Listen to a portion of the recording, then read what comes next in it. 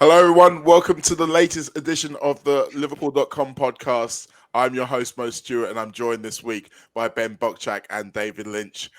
We're here, the final moments. The season has finally ended. A season that offered immortality to Liverpool. They just couldn't quite grasp it. And I don't know about you, but I'm kind of sat here with mixed feelings at the moment. A lot of pride in what this team achieved, as we saw yesterday at the fantastic parade, but also some sadness and the ones that got away, and maybe some of the people who are going to get away, which brings me on to the subject of this podcast. Now, already we've discussed exactly what's going on with Sadio Mane on the morning bulletin, but this show we're going to go a little bit deeper into the future and how we look to replace our fantastic number 10, one of the greatest players of the Jurgen Klopp era. Now, undoubtedly, David, Liverpool have the pulling power and the spending power to compete for the best players in the world. But that doesn't necessarily mean to say it's going to be an easy task to replace him, does it?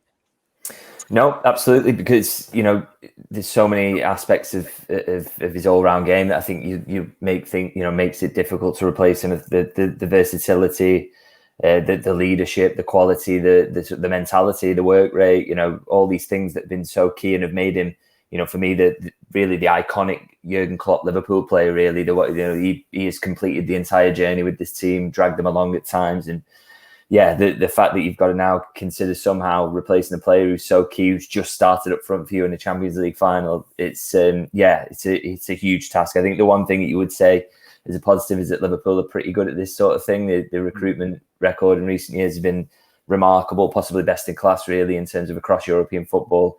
This is really going to be a big test for the recruitment staff because, they're a really huge player going.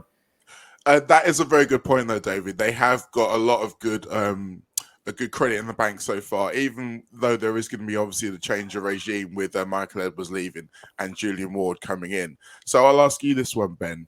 Obviously, Liverpool will have had a plan to replace Sadio Mane. Do you think, though, there's a chance that with this announcement coming, the timing of when it does could potentially catch them on the hop a little bit? Maybe some of their ideal targets may have already begun talks with other clubs. Or do you suspect that maybe Liverpool had a wind of this before we did? I mean, I think we kind of saw preparation for it in January already with Luis Diaz arriving. He obviously Mane before that was a left winger. That's where he played, and people seem to forget that because of the past few months where he has played in a central role. But Diaz essentially came in and replaced him on the left wing, and then Mane just happened to be really good in that false nine position, which meant that he still played and he was still an integral part of this Liverpool team throughout their journey in the Premier League and in the Champions League and in the FA Cup. But I think we kind of have already prepared for it in some ways. That doesn't mean that I think Liverpool can ignore it necessarily. Mane is leaving and not replace him, but it seems like Liverpool is in a sort of comfortable-ish position about him leaving potentially. Yeah, I mean, we are clearly in the midst of a transition. It's something that we've all been aware that these two or these three fantastic forwards we've had for the last 5 or 6 years are coming to the end of their career. We are looking to the next evolution of the team. Do you think? I saw the piece that you wrote last week with talking about what Steven Gerrard mentioned about goals from midfield and how that's something that this team does need to improve on. Do you think that that might be an area where they're looking within the transfer market as well? Or do you think it would be a mistake? Because obviously Origi leaving as well if there was no forward line replacement. Yeah, I think so. I mean, everyone made a big deal out of Liverpool's XG in the Champions League final, but I think that XG was really just the volume of chances Liverpool created rather than the quality of chances. And I think Klopp made a comment about that as well. He said that the passes in the final third were kind of lacking and stuff. And I do think Liverpool need that kind of midfielder who can link the midfield and the attack and who can contribute with assists and goals and add some creativity to the team, sort of similar to Coutinho, who we haven't had that type of player in the squad. And yeah, I can see if Mane does go, I can see Liverpool kind of not necessarily going for a number 9 or a true attacker, but a sort of creative midfielder instead. Now, final question before I ask you to come up with your selections. I'll put this to you, David. Now, we've seen plenty of transfer talk regarding what Manchester City have done with Erling Haaland, and we've seen about the idea of trying to get a profile striker, a statement striker, to kind of strike a blow against our rivals. But Liverpool have a profile for the kind of players they want to sign. Do you see any sign of that changing? Oh, absolutely not. I think they're not bothered in the slightest about whether they would go out and sign somebody famous to make a statement to City or land a blow in that way. I don't think they believe in that at all. I think the idea is to just find someone who fits the system that they've got as well as possible and who can hopefully hit the ground running in the way that maybe Luis Diaz has done so.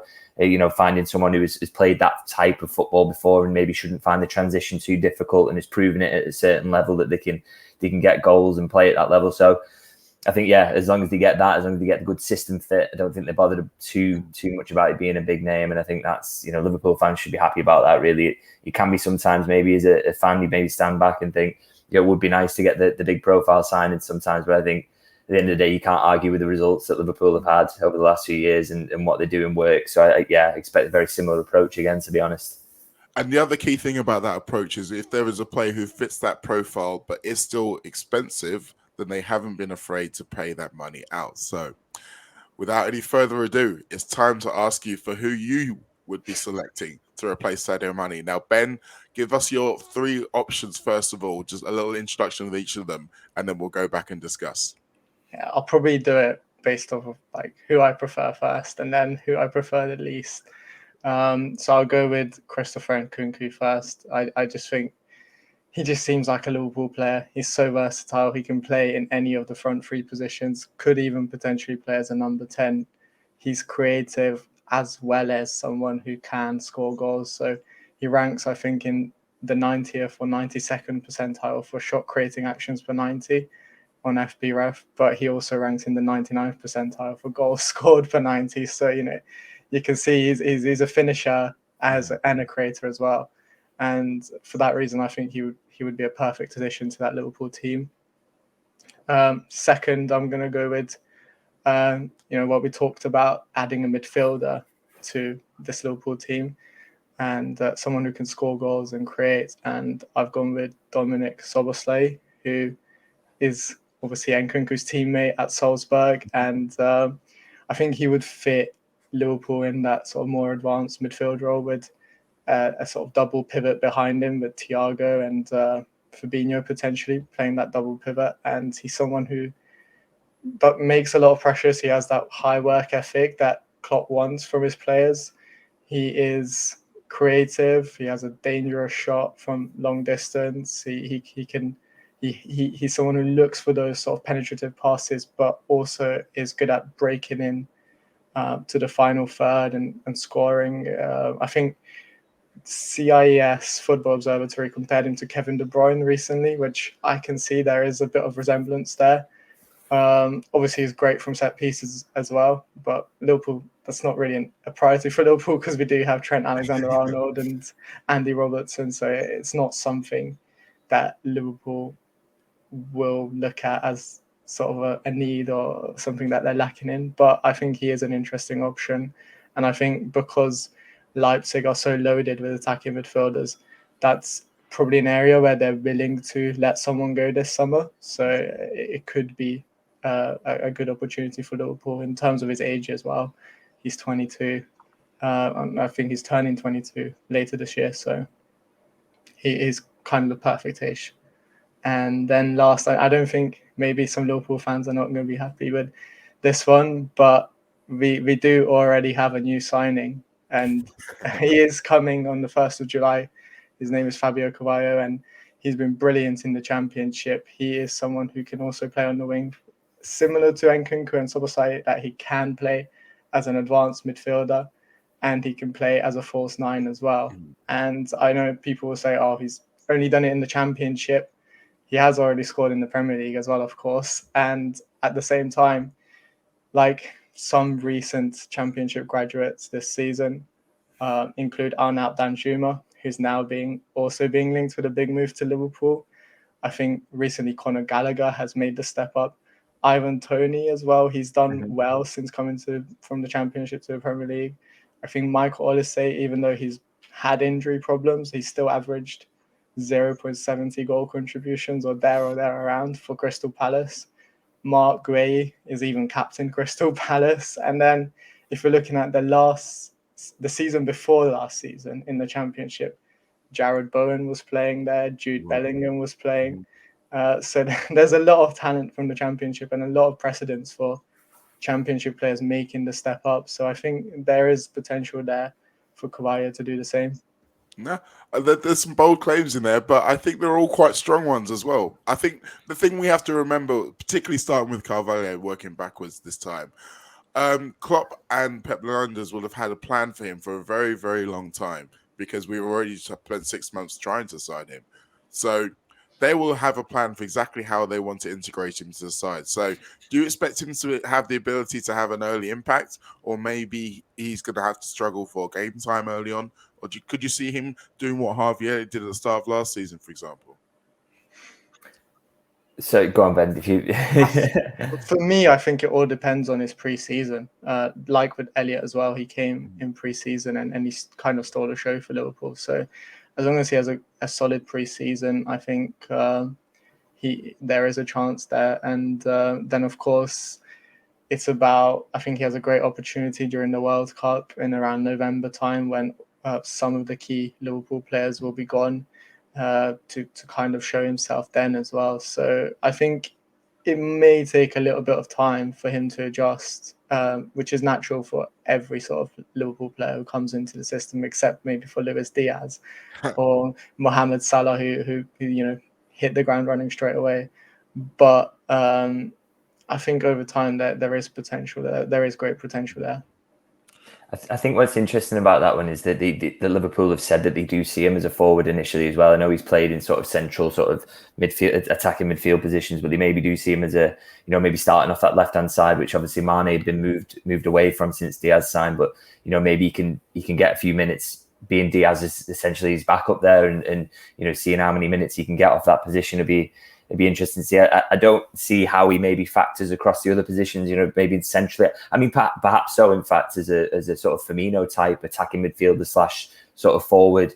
It's sort of really interesting how exactly Liverpool see him profiling. But I totally agree with what Ben says in terms of the step up between the Championship and the Premier League. We've seen so many players do that so well recently that Carvalho, for him to have done it at such a young age in a similar way to Harvey Elliott did on loan at Blackburn that season. And I think, you can have real confidence that he can come in and make an impact, whether that's a Sadio Mane level impact, we'll have to see. And I think that's the big question, isn't it? Is whether anyone can do that. But yeah, a talent who he's shown he's good enough to be in and around this Liverpool squad, even, despite his tender years. So really sort of excited to see how he gets on. Definitely one to watch. And as you say, the Championship is a really good breeding ground. And another seemingly reliable breeding ground at the moment is the Razensball Sport selection group. And Dominic Szoboszlai, as you mentioned there, Ben, he's come through that because he's come through Salzburg into Leipzig. Took a little bit of time to settle at Leipzig, but is now really beginning to show his best, isn't he? Yeah, absolutely. I think he's kind of obviously struggled with an injury when he first arrived, so that ruled him out for a while. But then this season he's come back and he's been really strong. He's had to sort of come on sometimes in the last few minutes, but he's still been able to make an impact. I think he scored 6 or 7 goals off the bench alone for Leipzig. So that shows you that he has that ability to make an impact in a short space of time. He's someone who has the confidence and the determination. He's never sort of deterred by not playing as much. He's always confident, which is another good thing. Klopp likes those type of players, who are not bothered necessarily because they're confident that over time they will win him over and they will be a regular. So he's someone who has that patience and the confidence as well. Like earlier on when against Paris Saint-Germain, when he scored an equaliser in the 90th minute, Neymar sort of tried to play mind games with him. And I think he told him, Neymar asked him, are you going to score? And he was like, yeah, of course, I never miss. And he did in the end. So, that kind of confidence. He's spoken highly of Klopp in the past as well. I think he named him as the manager he wants to work with in the future. So there is a lot of precedence there. I think. Sorry, Marge. I just to come in on that. I think that the idea of adding threat from that sort of central midfield position is vital as well. I think it's something that Liverpool should really think about. Not that all the decisions they make should be made off the back of what happened in the Champions League final, and you're not going into next season thinking, oh, we've got to have 7 or 8 goals coming from outside the box because they look great. It's more what having someone who possesses that threat does to deep defensive lines in terms of pull central defenders out to try and charge down a shot because they know that someone can put it in the top corner from distance. Then that creates space for your centre forward and things like that. And it really is important because, when Liverpool, they've lost very few games last season, but when they do tend to lose games, it's against teams that defend deep and close the spaces and make things difficult. And if they don't believe that you have any threat from outside the box, then that makes things slightly easier for them to do that, especially if you're doing it with high quality players like Real Madrid did. So to have that sort of goal scoring threat from the middle is something I agree they should maybe really think about because that will just help out the forwards massively.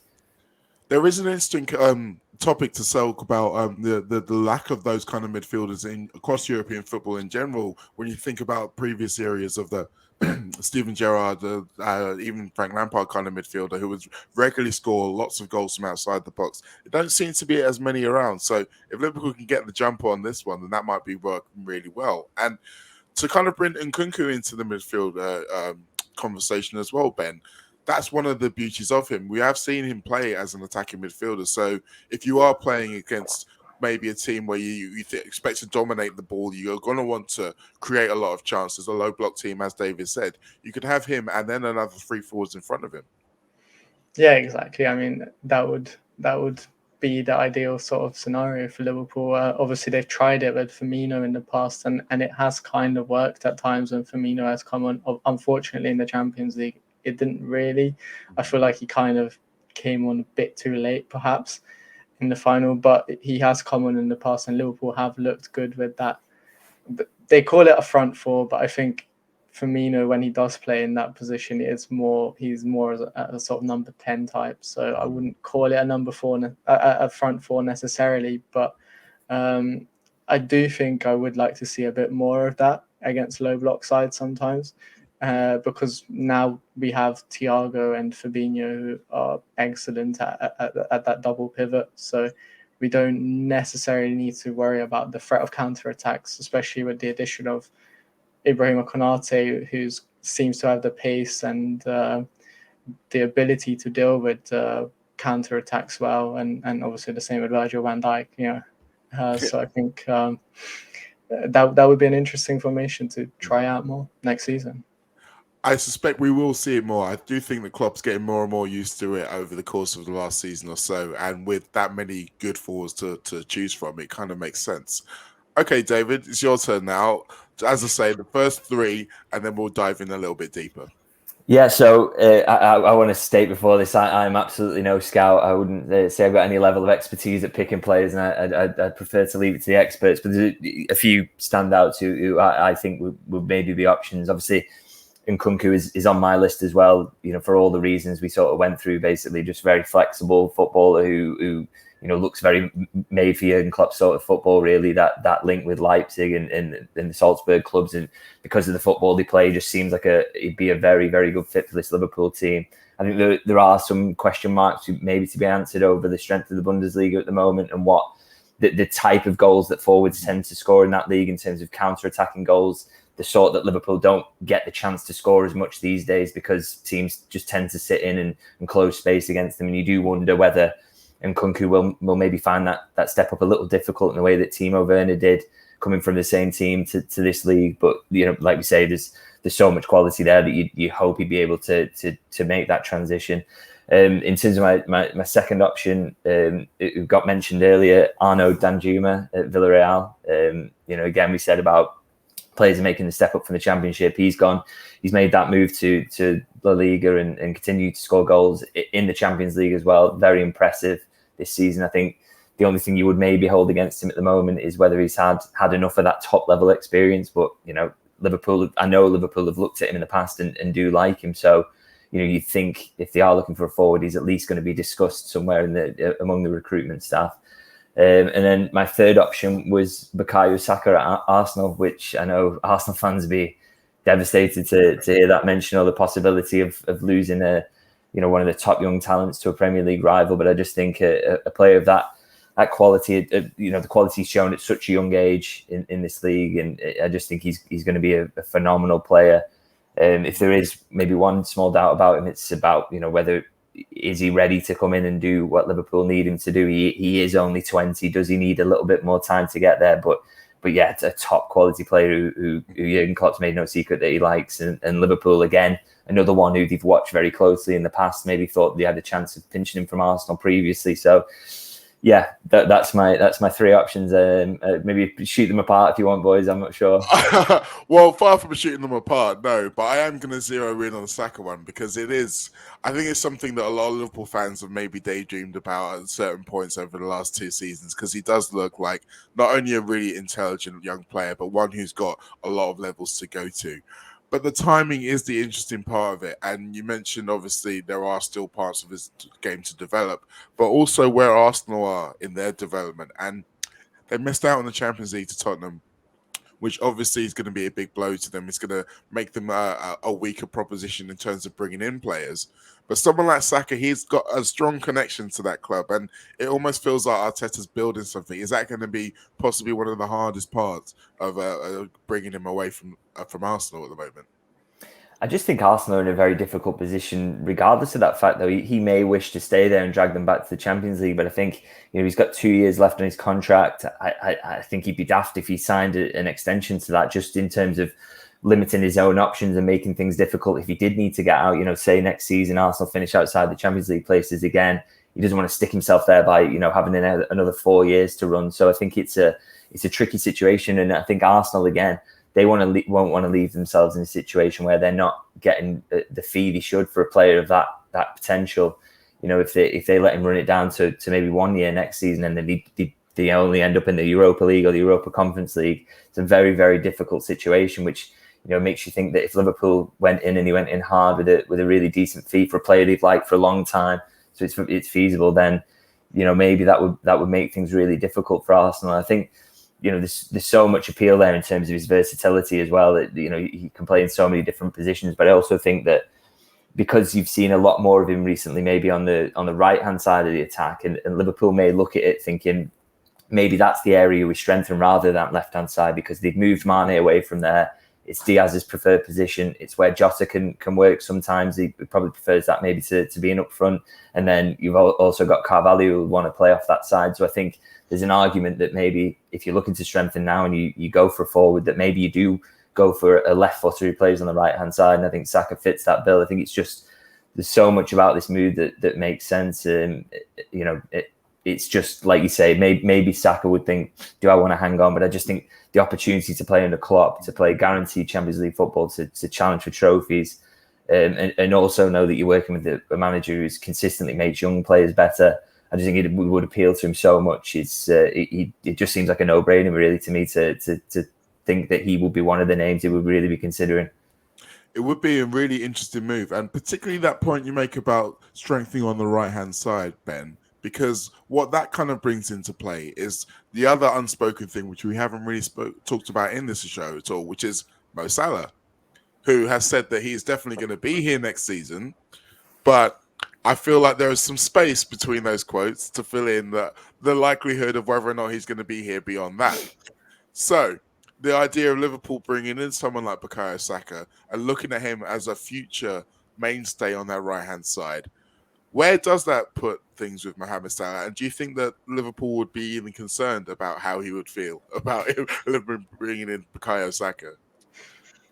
I mean, obviously, he's a very competitive person. I think before the Champions League final, he spoke about how there's not really, he said, thankfully, there's not that much competition for on the right, and everything, all the competition seems to be on the left, and he seemed grateful about that. So it would be interesting to see what he would think about potentially Bukayo Saka contesting him for that role in the same way as Luis Diaz has done to Sadio Mane. Although, again, I'm not sure. Like, David said, like, I'm not sure if Saka can be of that quality, or similar to Salah, at least for now anyway. He's still only 20, and obviously he's got a long way to go in his career. But in terms of if Liverpool are building for the future, he's one of the best players to get, who is potentially available in the market. Like we talked about, he does have a 2-year contract.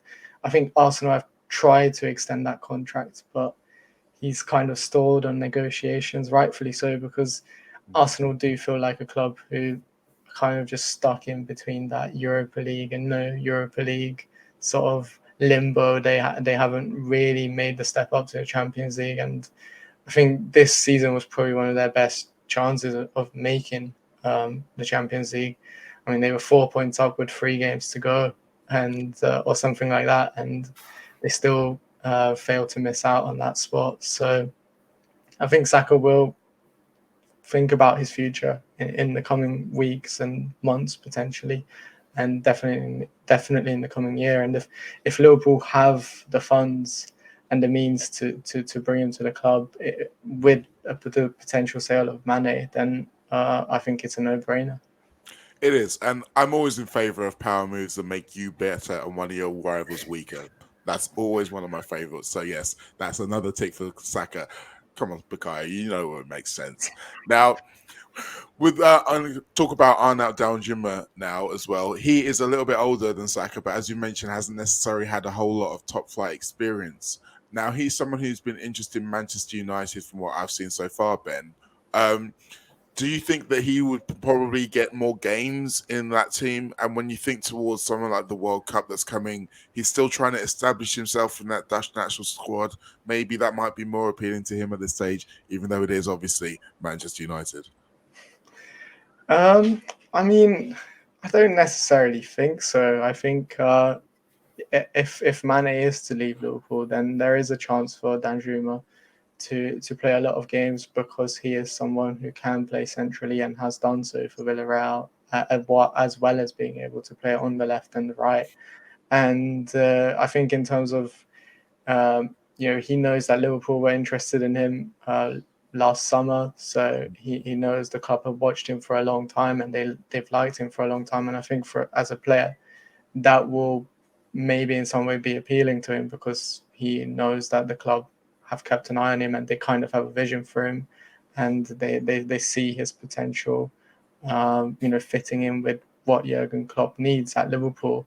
Whereas with Manchester United, I think their interest is only quite recent. So, and obviously there is a sort of precedence for United signings at the moment, the likes of Jadon Sancho and other rivals, Donny van den Beek, for example, who haven't really hit the ground running at United. And I think for him, that will be a concern going into, Old Trafford potentially, where, he's seen all these other players not do as well.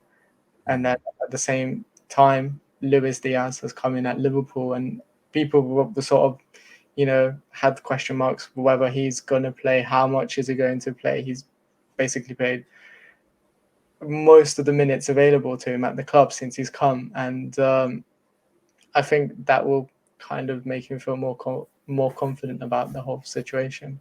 100%. I mean, Luis Diaz started the Champions League final within 6 months of arriving at the club. If that doesn't tell people that you can come in and make an impact at Liverpool, I don't know what does. And also, I quite like the idea of it going full circle with another player turning down Manchester United to come to Liverpool, because that's exactly what Sadio Mane did. Now, for my own personal pick, because I have to throw one in there simply because no one mentioned him. It is a slightly left field, because he is very much a central striker, even though he has appeared on either side in previous incarnations of his career. I'm going to go for the most Sadio Mane-like player in European football, and that's Victor Osimhen. Every time I look at him playing for Napoli, I think, yes, he has all of the qualities to do exactly what Sadio does for him. He has the intelligence, he has the technical ability, the strength, and the fear that he puts into opponents, and he can score all kinds of goals. And it would probably be a slightly more expensive option than some of the others we've mentioned. But he's 23 years old, he's got the whole of his career ahead of him. I think if we brought him in, he could be absolutely devastating for us. but I am not a scout either. None of us are. So I think a nice way to round off the show, as we are talking about the future beyond Mane, let's take a moment to celebrate the player that we technically do still have and have had over the last few seasons. So I'm going to ask you both for your favorite Sadio Mane moment. It doesn't have to be a goal, just something that you will always think of whenever you see him in a red shirt. So David, I'll start with you. I would mention one goal, obviously, when I remember being at Arsenal in the press box. I worked for the club back then, actually, just to see him at Arsenal when he scored the goal, cutting in off the right. But I remember having conversations at the time when he signed, sort of thinking Liverpool signing another player from Southampton. The last couple of not really worked out. Is this a good idea? Couldn't really see it working out, and I knew he'd shown some quality there, but. Yeah, from that moment forward, just being absolutely sort of stunned by the quality of that goal, and then he was the main man really in terms of dragging Liverpool to top four that season. So I do remember that moment vividly. But one other one I'd like to mention is that I do remember being in the mix zone once, waiting for him to come through, and he come through, and we asked him to stop, and he apologised, saying he couldn't stop, and it said to James Pearce, he offered him, he said, I'll stop next time, but I'll just give you a hug this time. And then they embraced, and he walked away, and I just thought that sort of sums him up as a guy, just a really humble, funny, bit cheeky guy, but a world-class footballer with it as well. So yeah, just a top guy, very missed by the press, the fans, and everyone at the club, I'm sure. And he knew full well no one would turn down the opportunity to hug Sadio Mane, regardless of what exactly. they're thinking. Ben, what about you? What's your favourite Sadio moment? I think it's the same season for me when he scored that winner against Everton. I think that made him a kind of cult hero at the beginning of his Liverpool career, very early on. Already people were warming up to him, but that winner definitely helped in terms of his reputation at the club, and I think it was a special moment. It was an iconic moment, sure. Yeah.